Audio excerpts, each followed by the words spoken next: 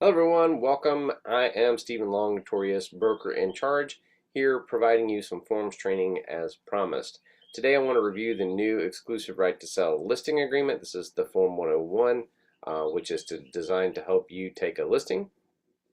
And so today I'm going to go through every part of this contract line item by line item so that as a new agent or an experienced agent, you'll have the competency necessary to go over this form with a potential seller client. So let's jump right in. You should be seeing my screen here, which is the exclusive right to sell listing agreement. This is the newest one released in 2026. So real quick, let's dive in and go through this thing so you can explain it to your clients. I always kind of indicate if you can ever sit across from the table from a client and go over this form paragraph by paragraph, upside down, then that is the time that you know what you're doing. So let's go through it so you can do that. This first line is between the seller and the firm. Remember, all agency agreements are with the firm. Under paragraph 1, it says that as the service is provided, the firm will be listing this property and the seller agrees to cooperate in the negotiations process, selling, etc. It does also state that the firm may assign this listing to another agent at any time. Remember, the listing is with the firm. So it is up to your independent contractor agreement and how your firm addresses that if you take a listing and or leave, what that looks like, or if you are dismissed for whatever reason, the firm retains that right to assign this listing to another agent in the firm. Under paragraph 2, every agency agreement must have a start and end date. So either you're going to put in the start date. Now it is sometimes sometimes it happens that a seller reaches out to you while they're listed with someone else because they're thinking about making a change.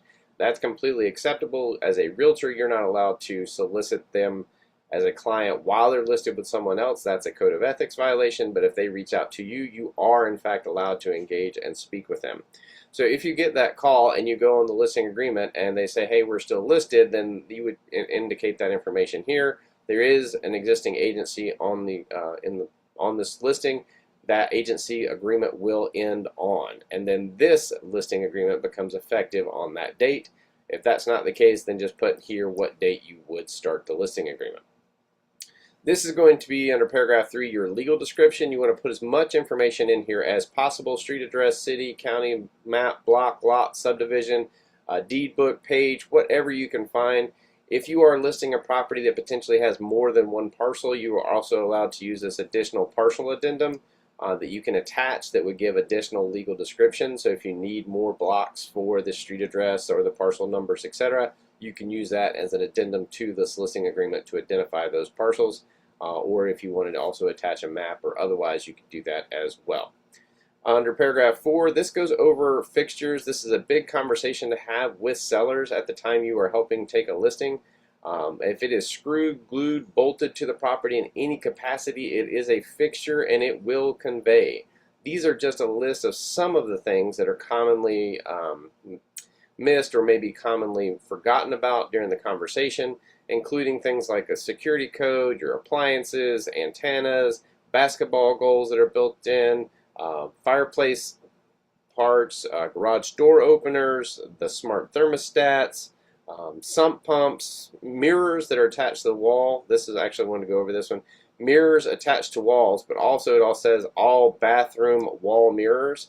So those are all going to be fixtures. Inevitably, someone has some ornate hanging photo or hanging mirror in their bathroom. That is, by definition, a fixture. If we don't want that to stay, we're going to identify that in the future part of this contract or in this listing agreement, as well as the offer to purchase and contract. Make sure if you're dealing with a swimming pool or a hot tub, they're going to include all the things that go with that, the equipment, as well as anything that goes with the pool as well. Water supplies, those water softeners, things like that. Very important that you go over this paragraph in detail. I'm kind of brushing over it with you guys for the sake of time, but read all those and go through them with the seller so there's no fixture missed at the time of listing. Under subparagraph A, it talks about the seller's duty to unpair and delete any data. In the smart home world, we have a lot of smart devices, smart thermostats, Google Home, Alexa, all the things. We want to make sure that the seller unpairs those prior to selling. because that's just creepy if they're trying to stay involved or potentially spy on the new buyer. So they're agreeing there to make sure they take that off. Under subparagraph B, these are items leased, not owned, meaning things like a fuel tank, satellite dish, appliance, solar panels, things that are leased. The seller has them on their property but is paying a monthly lease fee. So those types of things may or may not stay. It's going to be subject to the lease agreement, and we want to get information about that. Under subparagraph C, actually real quick before I move on, I did want to indicate this talks about fuel, but unless otherwise being agreed upon, the fuel in the tank is for the seller to use up until the time of closing, at which time that tank and the fuel in it belongs to the provider of the fuel, not necessarily, or the buyer if they are in fact assuming the lease. The seller cannot sell that fuel prior to closing. Under subparagraph C, other excluded items, the following items are excluded from the sale of property. So these would be fixtures that we are not going to sell with the property. The subparagraph D goes over personal property. This is the personal property that obviously doesn't normally go with the property, but we are leaving said personal property at no value at closing. Potentially things like a refrigerator. Sometimes I've seen boats at lakefront properties. There could be a myriad of few things here. You do not want to put a whole laundry list of personal property on this part of the property, on this part of the listing agreement, especially if that gets conveyed to the offer to purchase, as most buyers, lenders don't want to finance a refrigerator or a couch for 30 years. So there is a personal property addendum that the realtors have provided you that you can use that makes all the personal property transfer at whatever said value is, but it's contingent upon the offer to purchase and contract closing. So keep that in mind when comes time to contract. But these are the personal property items that the seller would like to leave with that property. Under paragraph 5, we're talking about the price. This is the amount of money the seller wants for the house, and this is how they will accept it: cash, FHA, VA, USDA, conventional, loan assumption, seller financing, or other. The seller agrees to sell the property for the listing price at or any other terms that the seller may accept. This is not a have to accept. This is not a, often get the question about a property being listed accepting FHA, but then it's not FHA compliant. This has nothing to do with that. If the seller is willing to accept all these financing types, you can check those financing types.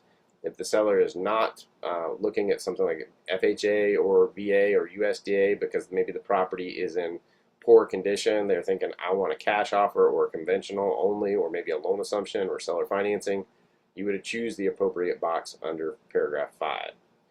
Under paragraph 6, this is the marketing. This is a very important conversation to have with your seller. This is them telling you what you can or cannot do in regards to the marketing of their property. So you will insert marketing date. This is the date that it first goes live to everyone. We noticed we went over the listing date earlier, so you can have a listing that we take today.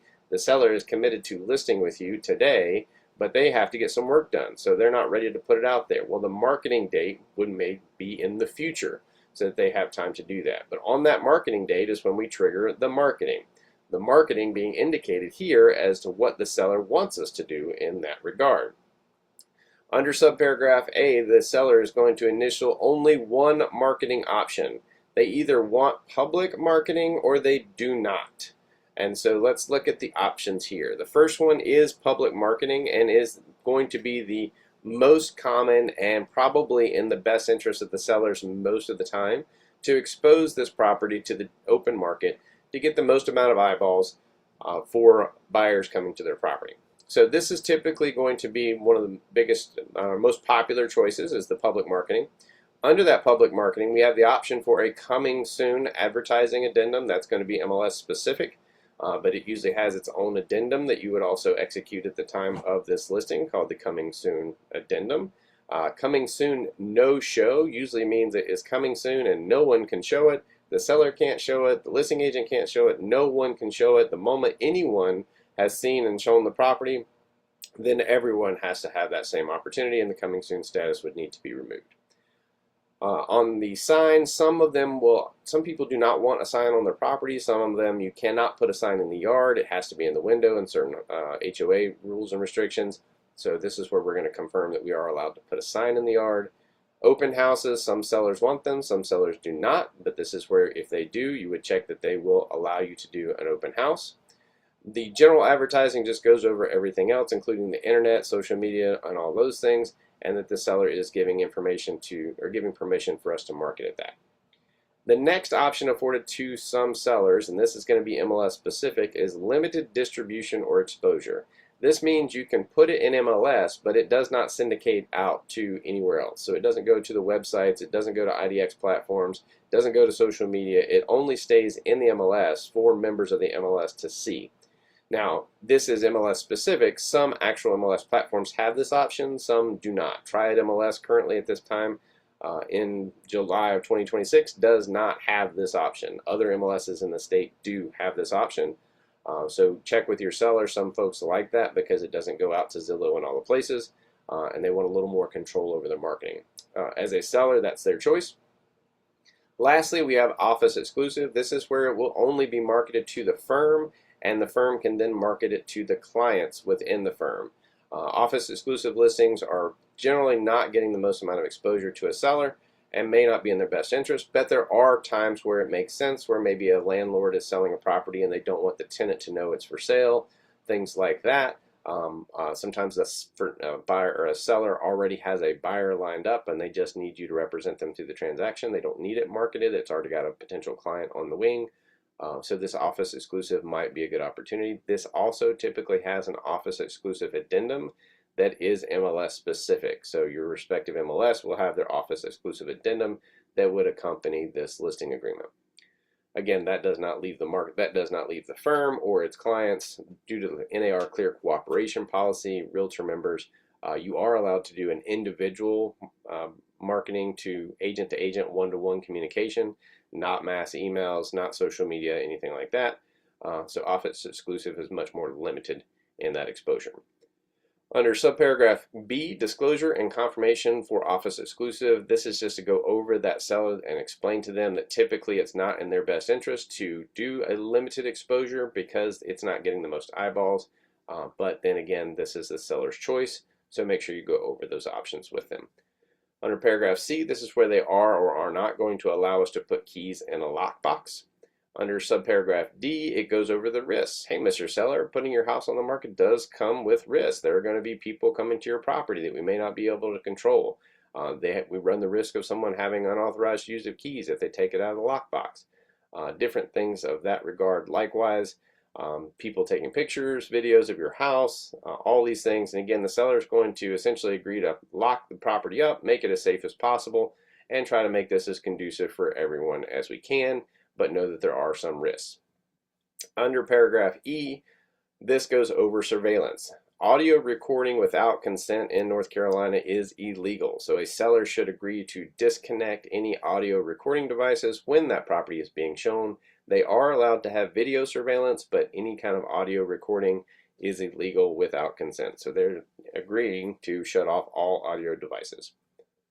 Under paragraph 7, this is the fees. This is the listing firm's fees as well as what is being potentially offered to a buyer's agent in conjunction with marketing this property.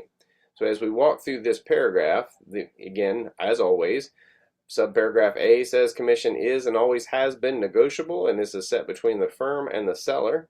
And in B, we're going to go into what that looks like. Under paragraph B, this is the listing firm's fee. You need to be as detailed and specific here as possible. You can check all that apply.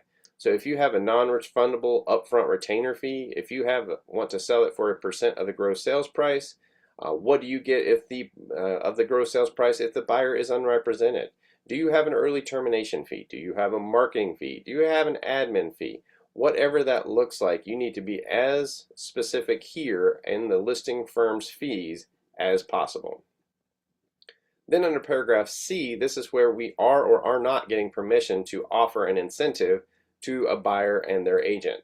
So the box here, one of these will be checked. Does or does not agree to offer compensation to a buyer's agent. Under the first checkbox, a seller authorizes the firm to advertise blank percentage of the gross sales price or a flat amount as a credit to the buyer to cover the buyer's agent. This is where essentially it is, and this is important to understand and get a seller to understand, this is an offer to cover those. This is an incentive. So the final amount of any buyer agent commission will be negotiated in the purchase agreement. So there will be a Form 220, the new buyer agent compensation addendum, that should be attached to any offers that come in so that the seller knows exactly what this percentage they're committing to is, and that 220 or that buyer agent compensation addendum will override what is being offered as a part of the marketing in this listing agreement. So that's important to explain. If they are in fact authorized to offer compensation, it is the agent expenses explained in the firm policy. You can attach a policy if you don't want to fill out the first section, just as you could in the listing agent section. Under subparagraph D, total cost, this is optional, and if you have what I call variable commission rates, or if you would charge one thing for it if it was just you as the listing agent and then another fee if the buyer is unrepresented, well then it's probably not logical that you can add this up well because there's too many potential variables. So I typically would recommend leaving this blank just because if you have variable commission structures, you're not going to be able to total that up. Under E, the firm's fee is earned at the time we go under contract. It is not paid until we collect money for the seller and closing. So it is earned at the time we put it under contract. Important under subparagraph 3 or I, protection period. This is if the seller decides to essentially no longer work with you as their listing agent, but then sell it to a buyer that you procured during the time you were the listing agent. So for X number of days after this agreement, that is a protection period for the listing firm so that the seller doesn't terminate your listing agreement to kind of go around and sell it to a buyer that you procured. Now it's important to note that if the seller relists with a new agent, this protection period is washed. So it's just a matter of covering it so that the seller doesn't try to cut you out of the deal and then take the fruits of your labor and capitalize on that. Under subparagraph F, it is due and payable is due when we are at the closing table and the seller's getting their funds and we can get satisfied as well. It also goes over the fact that if a seller defaults, there could be a commission due as well. Under subparagraph G, this talks about transfers of interest in a business entity. So if you're at the coast or at the beach or somewhere doing like a fractional fractional ownership, then that paragraph applies. Essentially, it prorates the market sales price due to your seller's percentage of ownership so that you're paid on that, not the total sales price, because they're not selling the whole thing, they're only selling part of it. Under paragraph 8, this is where the seller does or does not agree to provide a home warranty. Under 9, we talk about the benefits of doing a pre-marketing home inspection, so the seller could get it inspected prior to going on the market. They are or not going to agree to do that here. Under 10, this goes over earnest money and due diligence fees. So either your firm does or does not have a trust account to hold the earnest money. Most firms, real estate firms, modern real estate firms, probably do not. Some firms that have been around for many years do. It's very customary for the listing firm to hold earnest money, less so now. So you would just indicate whether your firm does or does not have a trust account or hold escrow monies. Under subparagraph B, this is important to go over with the buyer or the seller. If a buyer defaults on the purchase contract, then the seller can agree to either to split the earnest money forfeited by the buyer, meaning if there's, we've passed our due diligence, the buyer is now breaching the contract, leaving out, that leaves the buyer or the seller entitled to due diligence and earnest money. If the seller is entitled to that earnest money, well then this could be a potential agreement between you and the seller to split that earnest money as a part of your efforts in getting it sold. That's a choice between you and the seller. They may or may not agree to do that. This under paragraph C talks about who you would like the due diligence fee paid to. So sometimes it's an estate and it might be paid to the estate, might be paid to a husband, might be paid to a wife, might be paid to a trustee, whoever that looks like. You can insert that amount there and the firm agrees to collect those monies made out to that particular party in that paragraph. Under subparagraph 11, we're going to go over dual agency. So I'm not going to spend a lot of time here because hopefully at this point in your career you understand agency fairly well. So of course these subparagraphs here explain the benefits, pros, cons of dual agency. At the end of that conversation, the seller is either going to authorize yes, the firm, I'm sorry, no, the firm cannot act as a dual agent, like we don't do that, we don't want that, or yes, the firm may act as a dual agent. If the second one is checked, where the firm may act as a dual agent, well, then we're going to check one of the following. This is where the seller is going to only choose one of these. And now you guys, especially when you're click signing, sending things through all these digital signature platforms, you'll put signatures on all three of these, and the seller doesn't know, and they'll click all three. So you need to go over this and make sure they're only choosing one. The first option is that the seller does authorize the same agent to represent both the seller and buyer in dual agent. So one agent, dual agent. The next option is the seller does not want the same agent to represent both the buyer and seller in dual agency. And the last option is the seller does not authorize the same agent to represent both the buyer and seller in dual agency and directs the firm to practice designated dual agency. So that is when the seller is indicating, I do not want my agent to be involved in any kind of dual agency. They will be involved in designated dual agency only, which means someone else from that firm will have to represent the buyer, not my agent. So again, they will choose only one of those. Under paragraph C, we're going to go over material facts, and this is just that this firm must disclose all material facts to all parties, regardless of the seller's directive. Under paragraph D, there's a waiver should the firm become a dual agent. The seller waives all claims, damages, and losses, expenses, and liabilities under real estate license unless we are just in some way, shape, or form negligent. All right, let's jump to paragraph 12. 12 is disclosure and representations. In this section, you need to go over it with the seller in detail, line item by line item. The reorganization of this form, the listing form, put all of these representations in one place, and it is much more succinct, and the conversation flows a lot better with this. This is the time to go through that seller. This is not the RPODs. This is something for the seller to provide you with representation and an opportunity as a listing agent to ask potentially further questions. For example, are you or are you not working with a relocation company? Have you or have you not received sample copies, which at this point you should have with you as a listing agent and provide to the seller. The seller has or has not owned the property for at least 1 year. The seller does or does not own the property. They could actually be selling a future interest. We see this a lot with things like wholesalers or someone who has an interest in the property, sometimes an estate. So that's a red flag if you have a does not own the property under paragraph D. Ask more questions. Seller affirms that the property has legal access. It is or is not landlocked or does have a maintenance agreement in place, private road maintenance agreement. These are good questions to dig into. It is a mobile home, and does it have a VIN number? Is or is not subject to an HOA, and get that information. Property is or not known to any kind of pending dispute, violation, or litigation that would impact the seller in any capacity. Seller is or is not a foreign person as defined by the Foreign Investment Real Estate Trust or Property Act. Sometimes that means they're just an out-of-state LLC as well, so keep that in mind. If they have an LLC, is it a North Carolina LLC or is it outside of North Carolina? Under paragraph K, it is subject to any kind of flood or water damage or wetlands, anything that is it in a flood zone, those types of questions. Property is or is not clad with EIFS or synthetic stucco. Is or is not subject to a termite bond. Termite bond is different than termite treatment. You may have had a property that's had a termite treatment. A bond is when they pay a fee every year that says if termites show up, the company will treat it for free. So that is a bond, and it may or may not be transferable. These are questions to ask. The seller is or is not under bankruptcy protection. Is or is not subject to any special assessments. Is or is not subject to a deed of trust, mortgage, HELOC, forbearance, or equity line, even if the property is. This is where you want to get the payoff for the seller. So if there is a mortgage, ask more questions.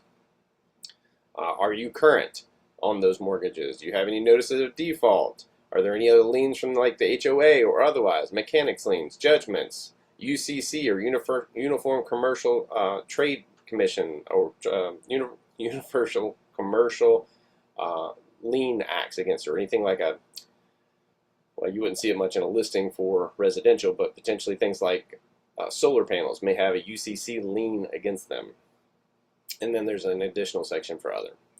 We keep going with things like, is it subject to a lease? Has there been an FHA appraisal done within the last 180 days? does or does not have a fuel tank, is or is not including the following off-site septic, boat slip, garage, parking space, or otherwise. Is or is not in violation of any ordinance, law, permit. That's a very important opportunity to have a conversation about permitting or work recently done with or without permitting. If so, explain. Other reasons the seller may not be able to sell the property, or any other disclosures or representations that the seller would like to make. So this is a very important paragraph under 12 to have lots of conversations with your seller. These are meant to be points of talking points with you and that seller to apprise you of anything that you may need to discover or do more research in as a due diligence process as a listing agent. Under 13, the seller's duties are basically to agree, provide reasonable access to that property with anything like, for example, inspections or otherwise, allow the firm to provide documents to the parties as necessary to facilitate a purchase, deliver a general warranty deed at closing, and comply with any purchase contract. Seller must provide valid identification at any time upon request and affirms that the identification is current. The seller affirms they have the legal right to sell the property. That's a very important paragraph and a new addition. This is a great opportunity, especially if you're listing for an absentee owner, to verify that they are the correct owner. There's a lot of scams going on in real estate with fraudulent sellers. This is an opportunity to request that identification and verify you have the right seller.